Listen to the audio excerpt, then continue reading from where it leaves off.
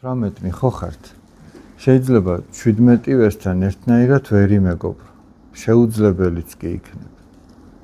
მაგრამ შეიძლება აი 2-3 ადამიანთან განსაკუთრებული სიახლოვე გქონდეს. შენ საიდუმლოს გაანდობდე რაღაცაზე, რაც გასაჭირი გაქვს იმას ეუბნაოდე, რაც გაგიხარდა პირველი იმასთან მიგიხაროდეს, რომ იმას უთხრა.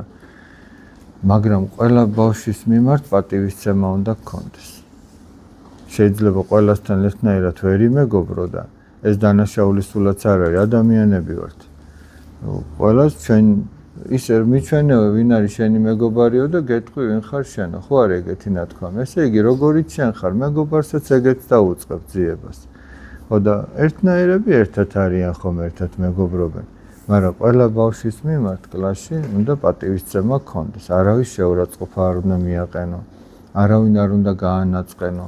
თუ იმას რამე შეეშალა, უნდა აპატიო. თუმცა ყველასთან ერთნაირი გულგახსნილი ვერ იქნები და ეგ სულაც არ არის დანაშაული. ესმით? არამედ იმასთან იქნები მეგობრულად, ვინც ყველაზე მეტად შენთან ახლოს არის შინაგანად. თუმცა პატივისცემით ყველას მიმართ პატივისცემა უნდა გამოიჩინო.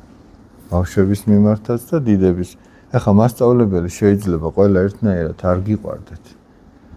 მაგრამ ყველას მიმართ პატივისცემა გმართეთ. ეგ უკვე თქვენი ღირსებაა. შეიძლება ყველამ ერთნაირად ვერ მოახერხარო თქვენთვის თავი შეეყვარებინო. მაგრამ ყველას მიმართ თქვენ გმართებთ პატივისცემა, ეგ უკვე თქვენი ღირსების ამბავია. თქვენ რამდენად ღირსეულებიც ხართ, იმდენად ყველას პატივისცემთ.